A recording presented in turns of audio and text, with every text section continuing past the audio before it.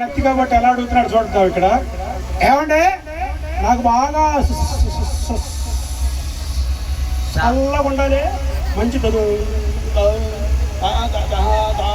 దంసపోటీ ఇవ్వండి అన్నాడు. వీడు అంతకంటే అడగలేడు. కానీ కొట్లో కూర్చొని అమ్ముకుంటున్నాడు. వాడు కడుపు మండిపోతుంది వీడు అడుగుతుంటే. ఎందుకంటే ఆ అమ్ముకుని వాడికి నచ్చు. వాడు అనుకున్నాడు వీడు ఎవడో వచ్చి పరిగెట్టుకొని చక్కెరతాడు అనుకుని అడుగుతున్నాడు. ఒరే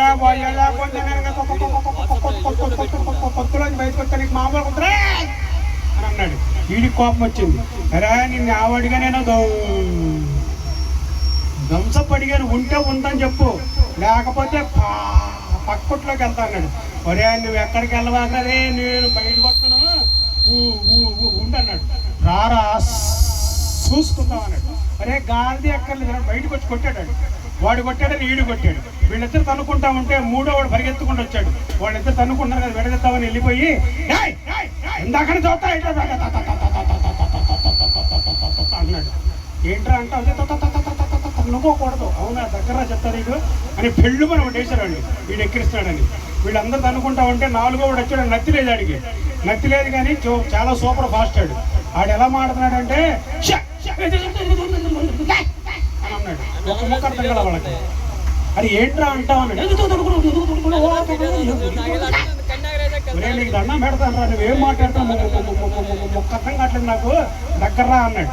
వీళ్ళంతా తన్నుకుంటా ఉంటే అక్కడ ఒక పెద్ద నుండి ఒక విజిల్ వేసాడు. విజిల్ వేయగానే వామ్మో చూడటానికి చాలా పెద్ద ఇదిలా ఉన్నాడు అని పరిగెత్తాడు. ఈ పరిగెత్తొద్దు కొంత దూరం వెళ్ళాక వీళ్ళలో ఒకడు అంటాడు, బారా చెప్పొచ్చు ఎదవా అన్నాడు. వాడు అడిగాడు, అరే నీకు నిజంగా దమ్ము ధైర్యం ఉంటే అని అక్కడ తిట్టొచ్చు, ఇంత దూరం వచ్చే తిడుతున్నావు అన్నాడు.